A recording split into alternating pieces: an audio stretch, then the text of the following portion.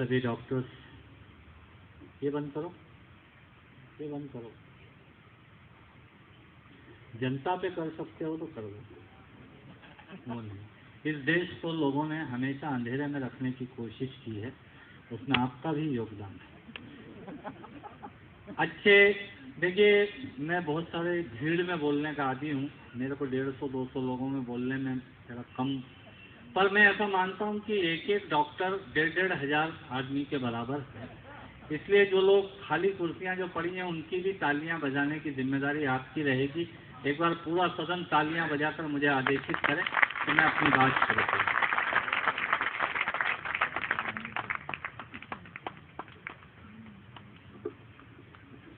Mic बहुत अच्छा है। डॉक्टर प्रदीप व्यास जी, डॉक्टर अरविंद भटनागर जी, डॉक्टर भरत जैन जी, डॉक्टर आभा जैन जी, डॉक्टर चौरसिया जी, ये जितने डॉक्टर्स हैं इनके नाम मैंने इसलिए लिए कि यही सब मुझे इस लायक बनाते हैं कि मैं आपके दर्शन कर सकूं। आंखें सबके पास होती है, विजन किसी किसी के पास होता है। पोएट्री जीवन का विजन है, मैं उसी में से कुछ अंश आपके बीच रखता हूँ। मुझे बिखरे बिखरे से लोग लग रहे हैं, पर मैं कोशिश करूंगा कि कुछ देर में इस पंडाल को भर दूं। मेरी कोशिश में आपकी तालियां मदद करेंगी। खाने, भोजन और भजन के बीच का कंपटीशन है, उधर खाने में लगे हैं कुछ लोग। ये देश बड़ा विचित्रताओं का देश है। देखिए, जैसा कि संचालक, आप बैठ सकते हैं, मैं 20-25 मिनट, आप रिलैक्स होइए। आपने बहुत अच्छा संचालन किया। आपने मेरे बारे में जो मेरे तारीफ में कसीदे पढ़े हैं, मैं आपका आजीवन ऋणी रहूंगा। करवा चौथ का दिन है, महिलाएं कम मात्रा में हैं। बोले साहब वो डांसर जो ग्रुप है उसमें 1-2 को करवा चौथ है, इसलिए जल्दी कराते हैं। मेरी पत्नी भी आज सुबह से डेड बॉडी जैसी पड़ी हुई है घर में। बिल्कुल सच बता रहा हूँ डॉक्टर साहब, आप झूठ बात नहीं है। मैंने कहा क्या हुआ? बोले आज करवा चौथ है ना। तो मैंने कहा ये व्रत क्यों करती हैं महिलाएं? बोले ये इसलिए करती हैं कि ये का यही पति अगले जन्म में फिर मिले। मैंने कहा पति तो ऐसा नहीं चाहता। मैंने कहा उसको तो कोई अच्छा एक्सचेंज ऑफर मिल जाए तो वो चेंज कर रहा है ना। तो जहाँ बात समझ में आ जाए तो बीच बीच में ताली बजाने से मेरे को ये लगेगा कि ठीक चल रहा है। बड़ा कठिन है। इधर महिलाएं बात कर रही हैं, मैं इनका भी आभारी हूँ, आप यहाँ आई हमारे इस सदन में। देखिए, कम लोगों की उपस्थिति में जिम्मेदारी बैठे हुए लोगों की ज़्यादा हो जाती है। मैं एक छोटी सी कविता से अपनी बात शुरू करना चाहता हूँ। डॉक्टर अरविंद भटनागर जी, डॉक्टर मोदीवाला के आग्रह पर मैं आपके बीच हूँ। मैं चाहता हूँ कि कुछ अच्छी बातें अच्छे लोगों तक पहुँच जाए, वरना कविता जीवन की आँख का रेटिना है, यूँ मान लीजिए। कविता जीवन की आँख का रेटिना है, और वो रेटिना कभी आरती बनकर, कभी भजन बनकर, कभी गजल बनकर, कभी गीत बनकर, कभी कविता बनकर। सूरदास के पास यदि विजन नहीं होता तो दुनिया में वो कुछ नहीं कर पाते। पर 650 साल पहले कबीर जो कह गए, मैं उधर गलत ट्रैक पे चला गया, मेरे को उधर नहीं जाना चाहिए, मेरे को आपको हंसाना है, मैं भूल गया। तो मैं आपको हास्य पे लाता हूँ। हास्य भी जीवन का नमक है। हंसना साधारण घटना नहीं है साहब। या तो दीवाना हंसे या तू जिसे तौफीक दे, वरना इस दुनिया में आके मुस्कुराता कौन है? कोई नहीं हंसता साहब। ताली आप ताली बजाइए। देखिए रामदेव जी कहते हैं 13 सेकंड जो रोज ताली बजाते हैं वो कभी डॉक्टर क्या नहीं जाते। या इसको दूसरे तरीके से समझ लीजिए कि आप डॉक्टर के क्लिनिक पे जाते हैं, आपको वहां वो लोग कभी नहीं मिलते जो जिंदगी में सिर्फ ताली ही बजाते हैं। तो जहाँ बात समझ में आ जाए, और ताली देने से ये होगा, बात कुछ नहीं होती, बात ये होती कि बात पहुंच जाए। हमारी तो स्थिति खराब है। हम ब्राह्मण लोग हैं, सत्यनारायण की कथा भी करा देते हैं, कविता भी कर लेते हैं, कहीं कहीं पहुंच जाते हैं। मैं आपको बिल्कुल सत्य बताता हूँ डॉक्टर साहब, अभी मेरे को एक किसान ले गया गाँव में, बोला पंडित जी कथा करनी है। मैंने कहा कर देंगे। बोले सत्यनारायण की करनी है। मैंने कहा कर देंगे, उसमें कथा तो है ही नहीं, विज्ञापन ज्यादा है। बोला संगीत कथा करनी है। मैंने कहा संगीत कथा कर देंगे। आप विश्वास मानिए, रात को 9 बजे वो मेरे यहाँ गाड़ी लेके आया, बोलेरो। मेरे से कहा पंडित जी हारमोनियम रख लो, आप बैठ जाओ और चलो। मेरा थोड़ा फेमिलियर था वो, मैं बैठ गया, चला। वो गांव में जैसे ही एंटर हुआ डॉक्टर, वो गांव की तरफ तो नहीं गया, अपोजिट डायरेक्शन में जिधर शमशान था उधर गाड़ी मोड़ दी उसने। मैंने कहा इधर क्या मुर्दों को कथा सुनवाएगा? बोला नहीं पंडित जी, अपन ने नया खेत खरीदा है, कथा वहीं होगी। मैंने कहा नया खेत खरीदा है, कथा वहाँ होगी, रात को 9:30 बजे कौन कथा सुनेगा? बोले आप उसका टेंशन मत लो, मैंने 50 आदमी पहले ही भिजवा दिए जुगाड़ में बिठा के। आप विश्वास करना, आपकी कसम, वहाँ मैंने जाके देखा तो 50 लोग ऐसे ही बैठे थे जैसे आप बैठे। और एक तखत पे मेरे को बिठा दिया, हारमोनियम रख के, और एक किताब रखी मैंने और कथा शुरू की। मैंने अपनी कथा शुरू की, भाव भक्ति में मेरी आंखें बंद हुई, थोड़ा भाव में डूब गया। ठंडी ठंडी हवा चल रही थी, पुरानी किताब के 3-4 पन्ने उड़ गए। कथा समाप्त हुई, प्रसाद और पंजीरी का टाइम आया, चरणामृत बंटने लगा। तो वो मेरे पास आया, बोला पंडित जी कैसी कथा की? मैंने कहा क्यों, क्या हुआ? बोले लीलावती और कलावती तो आई नहीं। मैंने किताब चेक की, अरे मैंने कहा पन्ने उड़ गया। पर ब्राह्मण किसी की आस्था को खंडित नहीं होने देता। मैंने आस्था खंडित नहीं होने दी, बात जमा दी। बात जम गई हो तो एक एक श्रोता की ताली इसलिए चाहिए कि मेरी पूरी ऊर्जा आपकी तालियों से ही प्राप्त होगी। मैंने बात जमा दी। मैंने उसको कहा एडवांस पेमेंट मत कीजिए, ये वो लोग हैं जो ICICI से फाइनेंस कराते हैं, वो लोन देने के पहले ही चेक ले लेते हैं। तो बात सुनने के बाद मन करे तो ताली बजाइएगा। मैंने उस किसान से कहा, मैंने कहा देख पटेल इधर आ, मैंने कहा देख ये लीलावती और कलावती ये दोनों खानदानी औरतें हैं, और ये रात बिरात किसी के खेत खलिहान पे नहीं जाते। मैंने कहा इनको बुलाना हो तो घर पे कथा करा, गारंटी सोफे पे से 2 दिन हिलने नहीं दूंगा। बात जम जानी चाहिए, बात जम जाती है तो बात बन जाती है। अभी मैं प्रेम चौदस को बम्बई उतरा। प्रेम चौदस आप समझते हैं, वैलेंटाइन डे। अपन तो भारतीय लोग हैं ना, हर चीज को त्योहार को अपने हिसाब से करते हैं। अपन पिज्जा पे भी जब तक सेव नहीं डाले, नमकीन नहीं डाले, अपनों को मजा ही नहीं आता। तो वो वहाँ उतरा मैं, तो एक भिखारी मेरे पास आया, बोला बाबूजी 500 रुपए मिलेगा क्या? मैंने कहा क्या करेंगे? बोला आज वैलेंटाइन डे ना, गर्लफ्रेंड को गिफ्ट करेंगे। मैंने साले भिखारी होके गर्लफ्रेंड रखता है? बोला उसी ने तो भिखारी बनाया बाबू। देखिए पीछे वाले लोग ताली नहीं बजा रहे, मेरे को ऐसा लग रहा है जैसे गमले रखे हुए हैं। इसलिए तालियां आपकी भी चाहिए, आपकी भी जिम्मेदारी बहुत जल्द। मैं आपके बीच खड़ा हूँ, देखिए मैं आपको बहुत ज्ञान की बातें नहीं सुनाऊंगा, भगवान की कसम। डॉक्टर साहब आजकल ज्ञान की स्थिति बड़ी खराब है। सवेरे 18 चैनल खोलो तो 19 बाबा एक के ऊपर एक चढ़े हुए हैं, कोई सुनने को तैयार नहीं। और उसी समय हम ब्रश करके वॉश बेसिन में थूक रहे हैं। आप देखिए ज्ञान की स्थिति। और तालियां इस बात पे चाहिए मित्रों कि उन प्रवचन सुनाने वालों को जब सुनने वाले नहीं मिले तो हेयर कटिंग सैलून के कांच पे एक स्पीकर बनकर चिपकने लगे कि जितनी देर दाढ़ी में साबुन है उतनी देर में ही पढ़ ले। कोई सुनना नहीं चाहता। स्थितियां बड़ी विचित्र हो गई। ऐसी स्थिति में इसको भगा सकते हैं तो भगा दीजिए। अब तानसेन गाता था तो हिरण आते थे, हमारे नसीब में यही है। वैसे कवियों की और कुत्तों की राशि तो एक ही होती है विजयनगर के साथ। तो मैं आपके बीच खड़ा हूँ।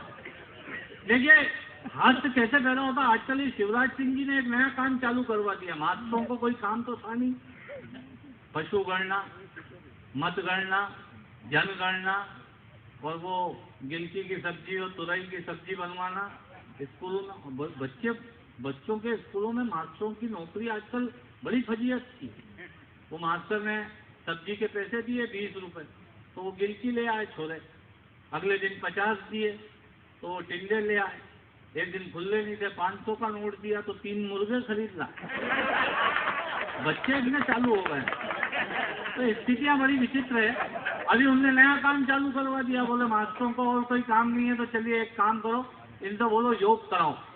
अब आप इंगोरिया का रियल किस्सा है ये, इंगोरिया का बड़नगर रोड पे। वहाँ एक स्कूल में, सरकारी स्कूल में मास्टर योग करा रहा दरी बिछा के। सब बच्चों को लिटा दिया, बोला दोनों पैर ऊपर करो और ऐसे चलाओ जैसे साइकिल चल रही है। और सब बच्चे चला रहे। 3 बच्चे बिल्कुल सीधे लेटे हुए। एक इधर एक उधर एक उधर। मास्टर गया एक के पास, बोला क्यों रे तू पैर नहीं चला रहा, तेरे को बोला ना साइकिल जैसे पैर चलाओ। बोले सर मेरी साइकिल की चेन उतर गई है। दूसरे वाले बच्चे ने तो जो जवाब दिया उससे मैंने वहाँ ताली बजाई थी, आप यहाँ बजाइएगा। दूसरे वाले बच्चे के पास गया, बोले क्यों रे तू पैर क्यों नहीं चला रहा, बोला सर मेरी साइकिल की हवा निकल गई। तीसरे वाले बच्चे ने जो जवाब दिया उससे तो जिसने अभी तक ताली नहीं बजाई वो भी बजाएगा। तीसरे वाले बच्चे के पास गया, बोला क्यों नहीं तू पैर क्यों नहीं चला रहा, बोला सर मेरी साइकिल ढलान पे जा रही है, बीच में मत आओ। ये मनोविज्ञान साइकोलॉजी है। पर अभी भी कुछ लोग ऐसे हैं डॉक्टर जिन्होंने ताली नहीं बजाई, जिसकी जो आदत पड़ जाती वो जाती नहीं। मैं आपको बिल्कुल सत्य बताता हूँ, आप अपनी पत्नी को बिठा के स्कूटर पे अपने शहर में घूमिए, आपका परिचित जो आपसे को पहचानता है आमतौर पर आपसे बात नहीं करता, पर यदि पत्नी साथ में हुई तो उस दिन रुक के बात करेगा। अच्छा बात आपसे करेगा और ध्यान स्कूटर पे पीछे बैठी आपकी पत्नी की तरफ, फिर पूछेगा ये क्या अपने घर से ही क्या, नहीं ये तो टेंट हाउस से लेके घूम रहे हैं। तो ताली वाली बजा दीजिए एक बार तो मेरा मन रह जाएगा ना। ये मजे हैं, ये आदमी की आदत है जो जाती नहीं। वो एक आदमी की टोल नाके पे दुकान, देखिए एक आदमी की टोल नाके पे किराने की दुकान, डॉक्टर साहब वो किराने की दुकान चलाता टोल नाके पे, चुंगी नाके पे। अब लोग उसके यहाँ बसों की इंक्वायरी करते, भाई साहब इंदौर वाली चली गई क्या, भाई साहब इंदौर वाली कब निकलेगी। वो बड़ा परेशान, धंधा करे या इंफॉर्मेशन सेंटर चलाए। उसने एक बोर्ड लगा दिया हमारे यहाँ बसों की जानकारी नहीं दी जाती। पर भारतीय आदमी एक बार सुविधा ले ले तो फिर उसको अधिकार समझता है, लोग फिर भी उसी की दुकान पे चढ़ते। भाई साहब प्राइवेट बसों की जानकारी तो देते हो ना, मतलब लोग उसका पीछा नहीं छोड़ रहे। वो बड़ा परेशान हो गया तो उसने बोर्ड लगा दिया हमारे यहाँ रोडवेज और प्राइवेट बसों की जानकारी नहीं दी जाती। ये सोच करके अब लोग नहीं चलेंगे।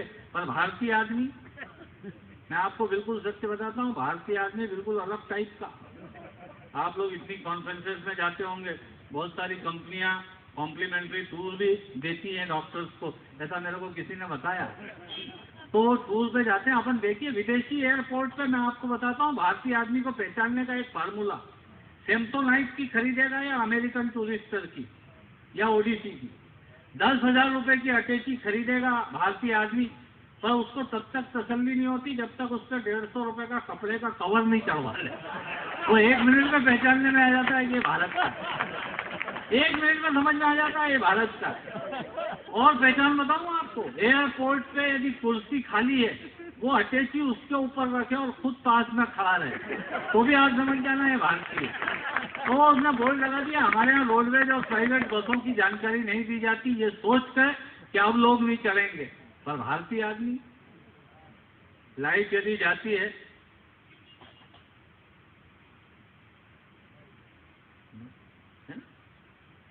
इस टाइम में 2 ही लोगों के मोबाइल आते हैं, या तो उधार वालों के या जुगाड़ वालों के। आजकल मोबाइल वही लोग मेंटेन कर रहे हैं जिनके स्कूटर रिजर्व में चल रहे हैं। तो मैं आपके बीच मैं बता, उसने बोर्ड लगा दिया हमारे यहाँ। देखिए हमारे पास, मेरे पास कोई सिंथेसाइजर, हारमोनियम, तबला, ढोलक, मंजीरा कुछ नहीं है, सिर्फ शब्द है। शब्द से अलग अलग मेंटल लेवल के लोगों को पकड़ना एक कठिन काम है। तो एक कठिन काम यदि मैं कर रहा हूँ तो एक कठिन काम में मदद करने की जिम्मेदारी आपकी भी बनती है। मैं ऊपर हूँ, आप नीचे हैं। मेरा ये व्यक्तिगत मत है, तराजू के जिस पलड़े में वजन ज्यादा होता है वो नीचे होता है, जो हल्का होता है वो ऊपर है। मुझे भारी बनाने की जिम्मेदारी आपकी तालियों के पास है। आप तालियां देते रहेंगे तो मेरी ऊर्जा चलती रहेगी। और उसने बोर्ड लगा दिया हमारे यहाँ रोडवेज और प्राइवेट बसों की जानकारी नहीं दी जाती। पर भारतीय आदमी, लाइट जाएगी तो मेरा दावा है, यहाँ जितने डॉक्टर्स बैठे हैं अपनी आत्मा पे हाथ रख के बताना मेरे को, आप मैं बुरा मत मानिएगा, अदरवाइज भी मत लीजिएगा। अपने यहाँ लाइट जाती है तो क्या अपन डायरेक्ट एमपीबी को फोन करते हैं? नहीं करते। अपन अपने बबलू को पड़ोसी क्या भेजते हैं कि जा देख क्या उनके यहाँ है कि नहीं। फिर वो आके बताता, बोले नहीं है, बोले ठीक है, फिर वो कंप्लेन करेगा इसे, अपने को क्या लेना। ये भारतीय आदमी। और उसने बोर्ड लगा दिया हमारे यहाँ रोडवेज और प्राइवेट बसों की जानकारी नहीं दी जाती, पर लोग फिर भी चढ़ते। आपका क्या बस वालों से कोई झगड़ा वगड़ा हो गया है? मतलब लोग उसका पीछा नहीं छोड़ रहे। वो बड़ा परेशान हो गया था। अल्टीमेटली वो किसी अच्छे डॉक्टर के पास चला गया, उसने कहा भाई डॉक्टर साहब मैं बहुत परेशान हूँ, क्या करूँ? उन्होंने कहा देख एक काम कर, तू बोर्ड लगा दे, कृपया बसों की जानकारी के लिए सामने वाली दुकान से संपर्क करें, तेरे यहाँ लोग नहीं चलेंगे। आप विश्वास मानिएगा, उसने बोर्ड लगा दिया।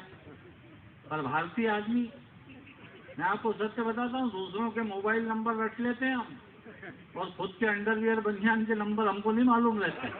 वहाँ जाके ऐसे ही बताते, देखना भाई साहब क्या नंबर है, फिर वो बताता 95। 24 घंटे चिपकी रहने वाली बनियान के नंबर याद नहीं है, पर ये मनोविज्ञान है पूरा। आप देखिएगा, आपको मजा आएगा। भारतीय आदमी डॉक्टर साहब एक चीज का जब तक 2 बार यूज नहीं करे उसको मन नहीं भरता। वो टूथब्रश खराब हो जाएगा तो फेंकेगा नहीं, चाकू गरम करके उसको काटेगा, और बचे हुए हिस्से से पजामे और पेटीकोट में नाड़ा डालने का इकट्ठा, और वो आगे वाला पीस बचेगा उससे मुँह छुदाई करने का बड़ा फेंकेगा नहीं, फालतू किसी चीज को नहीं फेंकेगा। ये भारतीय मानसिकता है। हमारी भाभियां यहाँ बैठी सुन रही हैं, फोन चाइना के कप लाती हैं, घंटी टूट जाती हैं, फेंकने नहीं देती, इनको रख लो, तुम्हारे पापा की शेविंग से काम आएगा। ये हमारी भारतीय मानसिकता। उसने बोर्ड लगा दिया, कृपया बसों की जानकारी के लिए सामने वाली दुकान से संपर्क करें। और आपको सुनकर ताली बजाने का मन करेगा, और बजा भी दीजिएगा तालियां, इसलिए कि मैं एक कविता आप तक पहुंचा सकूं जो मैंने राशि सावंत पे लिखी है, मैं आपको सुनाऊंगा। आइए इधर आगे आ जाओ।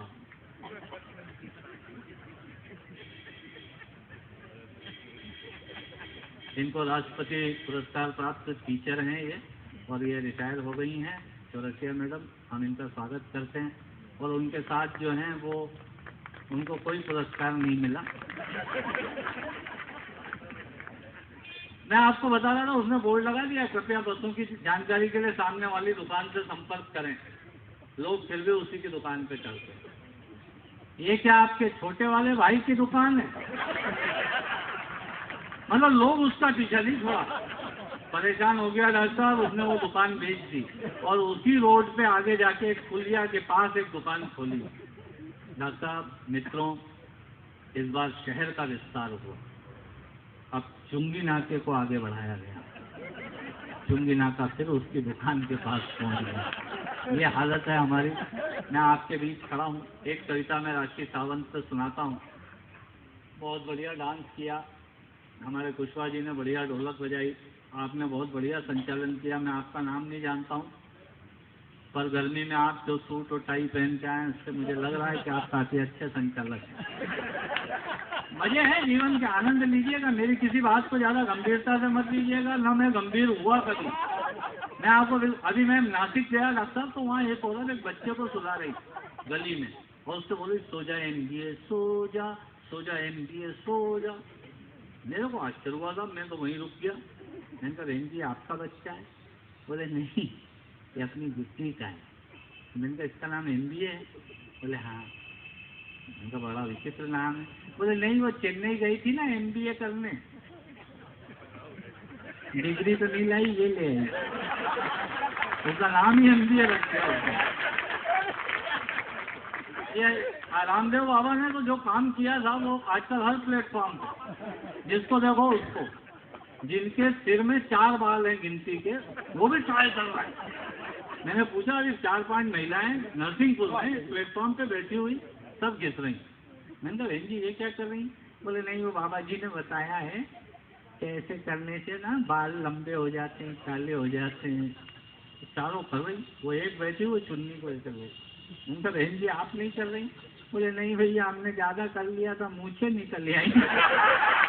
कितनी हो जाती है, एक बार ढंग से ताली बजा दीजिए, हमने चालू हो जाता है। अभी मैं चालू हुआ थी। स्थितियाँ बड़ी विचित्र, क्या करें साहब, सब तरफ बड़ा अजीब तरह का माहौल है। मेरे को राशि सावंत बेंगलोर एयरपोर्ट पे, मैं एक कवि सम्मेलन करके जैन समाज का निकला, और एयरपोर्ट पे था। आजकल एयरपोर्ट भी बहुत दूर कर दिया वो, तो मैं वहाँ एयरपोर्ट पे था, तो वो मेरी तरफ घूर घूर के देख रही। अच्छा, उसके हाथ में ट्रॉली, मेरे हाथ में, मैं तो चेक इन करके सिक्योरिटी चेक में जा रहा, वो मेरी तरफ घूर घूर के देख रही। तो उसने मेरे को, मैं मन ही मन सोचूं, मैंने कहा पंडित आज तक किसी विधवा ने तेरी तरफ घूर के नहीं देखा, ये कन्या इतनी मेहरबान क्यों हो रही है? आप विश्वास करना, मैं आपके बीच में झूठ इसलिए नहीं बोल सकता क्योंकि आप सब आंखों के डॉक्टर हैं। देखिए, मैं भी दुनिया में जहाँ जहाँ आंखों के अच्छे अस्पताल हैं, चाहे वो शंकर नेत्रालय हो 18 कॉलेज स्ट्रीट रोड चेन्नई में, या ओम नागपाल हो अहमदाबाद के, या दलजीत सिंह हो, मैं भी आंखों का बड़ा पुराना खिलाड़ी हूँ। मैं वो बिल्कुल सत्य बताता हूँ। तो मैं सब जगह जाता आता रहता हूँ, मेरे बहुत सारे लोग हैं, बहुत सारे मित्र हैं। मैं आपको बता रहा था, वो मेरी तरफ घूर घूर के देख रही है। अच्छा, उसने वो गंदी सी 3-4 महीने से बिना धुली हुई वो जीन्स पहन रखी। खुशवा जी, वो जीन्स 3-4 महीने से बिना धुली हुई। नहीं, आजकल गंदगी फैशन है। आप देखिए, ये अजीब तरह का गरीब देश है। इस देश के बारे में भी एक टिप्पणी करूंगा तो एक एक श्रोता ताली देगा। ये अजीब तरह का गरीब देश है। यहाँ जूते और चप्पल एसी शोरूम में बिकते हैं और खाने की सब्जियां नालियों के पास रखकर बेची जाती। ये अजीब तरह का गरीब देश है। और उसने वो जीन्स पहन रखी गंदी थी, 3-4 महीने की बिना धुली, और बेन ऊपर से अपनी छोटी वाली सिस्टर का टॉप पहन रखा। नहीं राजा, हंसने की बात नहीं है। अपन तो मालवा के भोले लोग हैं। मेरे को लगा कि वो उसको आ नहीं रहा था, तो मेरे को लगा कि इसका गीला होगा तो छोटी वाली का पहने आई, इसलिए नहीं आ रहा। अच्छा, बीच का मध्य प्रदेश बिल्कुल खाली दिख रहा। और वो तो साहब मेरे पास ही आ गई ट्रॉली लेके। मेरे से कहने लगी, आई थिंक मैंने आपको कहीं देखा है। मैंने कहा, जी टीवी पे देखा होगा, या गूगल पे यूट्यूब पे कभी देख लिया होगा, या मेरी साइट देख ली होगी। बोली हाँ। मैंने कहा, बहन जी हमने आपको पहचाना नहीं। डॉक्टर साहब इतने सीनियर डॉक्टर्स बैठे हुए हैं, मैं आपके सामने झूठ नहीं बोलता। मेरी शादी हुई थी उस टाइम लड़की का फोटो तो भेजा जाता था, ये ईमेल से नहीं होती थी। हम अमेरिका के लोग इतराते हैं हमारे यहाँ ईमेल से शादी हो जाती। मैंने कहा, हमारे यहाँ तो फीमेल से ही होती है, तुम्हारे यहाँ होती होगी ईमेल से। तो वो उस जमाने में तो शादी होती थी तो वो एक खास तरह का फोटो भेजा जाता था लड़की का। चौरसिया मैडम, उस जमाने में लकड़ी के गुलदान पे ऐसे यूं करके हाथ रख के वो वाला फोटो आता था। वो फोटो आया, मैंने पास कर दिया।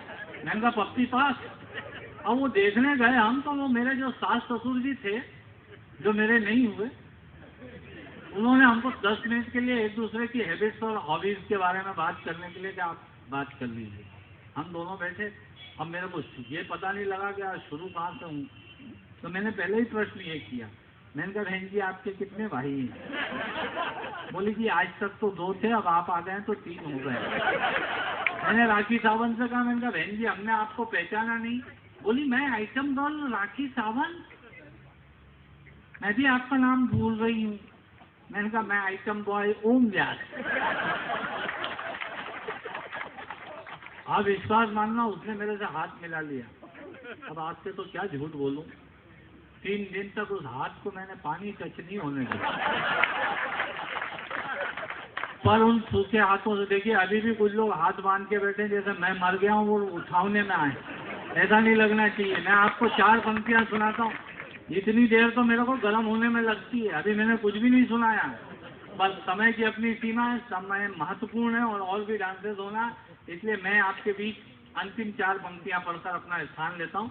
आज सुनिएगा। वो राखी सावंत के खिलाफ मैंने 4 पंक्तियां कह दी कि राखी सावंत यानी लज्जा, शर्म और हया का अंत। राखी सावंत यानी लज्जा, शर्म और हया का अंत। एक राखी कम कपड़ों में मंच तो सजा गई। एक राखी, कपड़े उतारना यदि फैशन है तो अभी गाय और भैंस के आगे कोई भी नहीं। व्यंग बड़ा बारीक होता है। हाथ से और व्यंग में उतना ही अंतर है जितना ट्यूबलाइट और बल्ब में है। हाथ से बटन दबाओ और बल्ब का जलना है, ट्यूबलाइट बटन दबाओ और ट्यूबलाइट का उठना है। ये व्यंग है, उसमें चौक पर डिपेंड करता है कि कितनी जल्दी ट्यूबलाइट उठ रही है। तो मैं आप देखना चाहता हूँ, युग बदल गया, पूरा युग बदल गया। लड़कियां आजकल स्लीवलेस सलवार सूट और टॉप पहनती हैं। मेरे को बहुत खुशी होती है डॉक्टर, मेरा सीना गर्व से फूल जाता है कि देश प्रगति कर रहा है। वो स्लीवलेस सलवार सूट और टॉप पहनने और होंडा एक्टिवा चलाने में मेरे को कोई आपत्ति नहीं। मेरा भोला प्रश्न यदि आप तक पहुंच जाएगा तो आपको लगेगा कि फैशन के नाम पे इस देश में न जाने क्या क्या चल रहा है। वो स्लीवलेस सलवार सूट और टॉप पहनने वाली लड़कियां जब 150 रुपए का हैंड ग्लव इधर से पहनती हैं तो मैंने कहा बहन जी 25 रुपए का कपड़ा इसी का आगे बढ़वा लेते। देखिए ऑब्जर्वेशन है, 3 ऑब्जर्वेशन है, मैं बता रहा हूँ आपको, पर फैशन है, देश चल रहा अपना तरीके से चल रहा है। तो मैंने 4 पंक्तियां कह दी कि राखी सावन यानी लज्जा शर्म और हया का अंत, एक राखी कम कपड़ों में मंच तो सजा गई। चौथी पंक्ति कान के रस के दिल तक पहुंच जाए तो एक एक श्रोता ताली दे दीजिएगा, ताकि दोबारा भी मेरी प्रस्तुति 10-5 मिनट की है वो पक्की हो जाए। वो आपकी तालियां डिपेंड करेंगी। राखी सावंत यानी लज्जा शर्म और हया का अंत, एक राखी कम कपड़ों में मंच तो सजा गई, पर उस एक राखी के कारण न जाने कितनी राखियां लजा गई, न जाने कितनी राखियां।